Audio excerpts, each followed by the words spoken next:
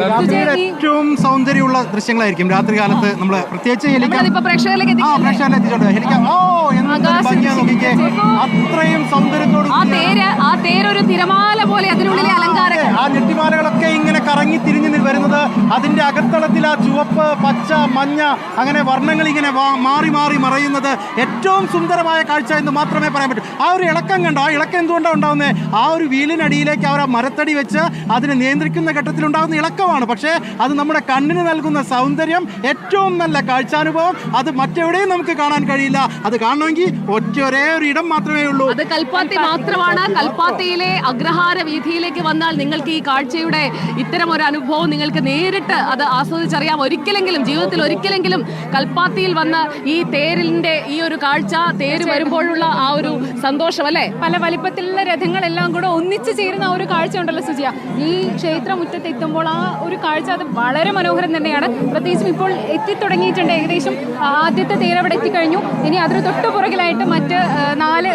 രഥങ്ങളും കൂടെ അവിടെ സംഗമിക്കും. അത് തീർച്ചയായിട്ടും ഇന്ന് രാത്രിയോടുകൂടെ സത്യത്തിൽ ഈ കൽപ്പാത്തിയിൽ ഒരു മഴ പെയ്ത് ഈ തിരക്കെല്ലാം ഒന്ന് ശാന്തമാക്കുമെന്നും ഒരു വിശ്വാസമുണ്ട് ഇവിടെ. അപ്പോൾ അത്തരത്തിൽ ഏതെങ്കിലും നിലവിൽ മഴയൊന്നുമില്ല, കാലാവസ്ഥയെല്ലാം തീർച്ചയായിട്ടും അനുകൂലം തന്നെയാണ്. വലിയ രീതിയിൽ ആദ്യത്തിലൊരു പ്രത്യേകത ശ്രദ്ധിച്ചോ, ഇപ്പോൾ ആദ്യം മെല്ലെയാണ്.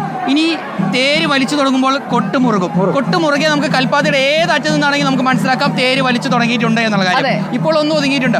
ഇനി അല്പസമയത്തിന് തന്നെ ഈ മുറുകും. ചെണ്ടമേളമാണ്. ചെണ്ടമേളം ഒന്ന് മുറുകും. അതോടുകൂടി വാദ്യങ്ങൾ, അതുപോലെ തന്നെ വേദങ്ങൾ, ഭക്തരെല്ലാം ഉറക്കെ വേദങ്ങൾ ചൊല്ലി ഈ തേര് വലിക്കും. എന്നാലും വലിയൊരു കാഴ്ച, അതിനോടൊപ്പം തന്നെ ശബ്ദം, എല്ലാം കൊണ്ട് വിസ്മയം. ഇപ്പോൾ അവിടെ ആ നമ്മൾ ദൃശ്യങ്ങളിൽ പ്രേക്ഷകരിലേക്ക് എത്തിച്ചുകൊണ്ടിരിക്കുകയാണ്. അതിലെ രഥങ്ങളിൽ ആദ്യമായിട്ട് കാണുന്ന പ്രേക്ഷകർക്കായിട്ട് അതിലെ ശിവപാർവതി രഥം, അതാണ് ഏറ്റവും വലിയ രഥം. ആ രഥം അവിടെ തന്നെ കേന്ദ്രീകരിക്കുന്നു. ആ രഥത്തിനൊപ്പം തന്നെ ഗണപതിയുണ്ട്, സുബ്രഹ്മണ്യ സ്വാമിയുണ്ട്. അത് വിശാലാക്ഷി സമേത വിശ്വനാഥ സ്വാമി ക്ഷേത്രത്തിലെ രഥങ്ങളാണ് ഈ 3ഉം. അപ്പോൾ ഏറ്റവും വലിയ രഥം അത് ശിവപാർവതി രഥമാണ്. വിശാലാക്ഷി സമേതനായ പാർവതി സമേതനായ ശിവനെയാണത് കുറിക്കുന്നത്. അപ്പോൾ ആ 3 രഥങ്ങൾ അവിടെ നിൽക്കുന്നു. മറ്റ് ക്ഷേത്രങ്ങളിൽ നിന്ന് വരുന്നത് മന്ദക്കര മഹാഗണപതിയുടെ തേരിനടുത്താണ് നമ്മളിപ്പോൾ നിൽക്കുന്നത്. മന്ദക്കര മഹാഗണപതി ഇനി തിരിച്ചു മടങ്ങി ക്ഷേത്രത്തിന് മുന്നിലേക്ക്, ഗണപതിയുടെ ക്ഷേത്രത്തിന് മുന്നിലേക്ക് നിൽക്കുകയാണ്. ലക്ഷ്മി നാരായണ പെരുമാളിന്റെ തേര് കടന്നുപോയി. ചാത്തപുരം പ്രസന്ന മഹാഗണപതിയുടെ തേര്, ആ തേരുകളെല്ലാം ചേർന്ന് സംഗമിക്കുന്നു. കൊട്ടുമുറുകുന്ന കണ്ടില്ലേ? തേര് വലിച്ചു തുടങ്ങി. മന്ദക്കര മഹാഗണപതി ക്ഷേത്രത്തിലെ തേര് നീങ്ങുന്നതിനാണ് ആ കൊട്ടുമുറുകുന്നത്. വിശ്വാസികൾ വേദങ്ങൾ ഓതുന്നു. അപ്പോൾ ആരാണെന്ന് ചോദിക്കുന്നത് അതിനിടയിലൂടെയാണ് ഈ കൊട്ടുമുറുകിക്കൊണ്ട് ഇപ്പോൾ ഈ രഥത്തിന്റെ പ്രയാണവും നടക്കുന്നത്.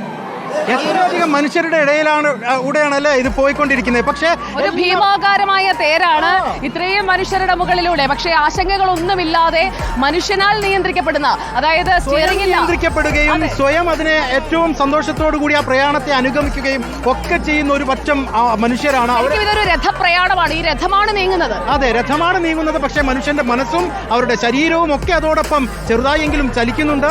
ആ ചലിക്കുന്നതെല്ലാം അടുത്ത തവണയും ഇതുപോലെ ചലിപ്പിക്കാൻ കഴിയണമേ എന്നുള്ള പ്രാർത്ഥനയോടുകൂടിയാണ്. ഒരു വർഷത്തെ കാത്തിരിപ്പിനൊടുവിലാണ് ഈ 10 ദിവസത്തെ ഉത്സവം. അതിൽ 1-ാം തേര്, 2-ാം തേര്, 3-ാം തേര് എന്ന് പറയുന്നത് ദേവരഥ സംഗമമായി മാറി. അതായത് ഇത്രയും ദിവസം മറ്റു ദിവസങ്ങളെല്ലാം ഭക്തர்கள் നേരിട്ട് അമ്പലത്തിലേക്ക് പോയാണ് ദൈവത്തിന്റെ കടാക്ഷവും അതുപോലെ തന്നെ പ്രാർത്ഥിക്കുകയും ചെയ്ത്. ഇത് ദൈവം ഇവിടെയുള്ള ഭക്തരെ, അതുപോലെ തന്നെ ഇവിടെയുള്ള വീടുകളിലേക്ക് അവരെ ആശീർവദിക്കാൻ വേണ്ടിയും അവർക്ക് ഐശ്വര്യം നൽകാൻ വേണ്ടി വീട്ടിലേക്ക് വരികയാണ്. അതിന്റെ ഒരു വരുന്നത് വിഘ്നേശ്വരനാണ്. മന്ദക്കര വിഘ്നങ്ങൾ മാറ്റിത്തരാൻ വേണ്ടി കൽപ്പാത്തിക്കാർ പ്രാർത്ഥിക്കുന്ന വിഘ്നേശ്വരന്റെ തേരാണ്. മന്ദക്കര മഹാഗണപതി ക്ഷേത്രത്തിലെ തേരാണ് ഇപ്പോൾ നമ്മുടെ മുമ്പിലുള്ളത്. ഈ തേര് തിരിച്ച് മന്ദക്കരയിലേക്ക്, തിരിച്ച് പുതിയ കൽപ്പാത്തി വീതിയിലൂടെ മന്ദക്കരയിലേക്ക് പോവുകയാണ്. തൊട്ടപ്പുറത്ത് തേരുമുട്ടിയിൽ ദേവരഥ സംഗമത്തിലെ വേണ്ടി മറ്റുള്ള തേരുകൾ എത്തിത്തുടങ്ങുന്നു. വിശാലാക്ഷി സമേത വിശ്വനാഥ സ്വാമി ക്ഷേത്രത്തിലെ 3 രഥങ്ങൾ, അതിനോടൊപ്പം തന്നെ ചാത്തപുരം പ്രസന്ന മഹാഗണപതി ക്ഷേത്രത്തിലെ തേര്, അതിനോടൊപ്പം തന്നെ പഴയ കൽപ്പാത്തി ലക്ഷ്മി നാരായണ പെരുമാൾ ക്ഷേത്രത്തിലെ തേരും ഇപ്പോൾ തേരുമുട്ടി. 5 തേരുകൾ തേരുമുട്ടി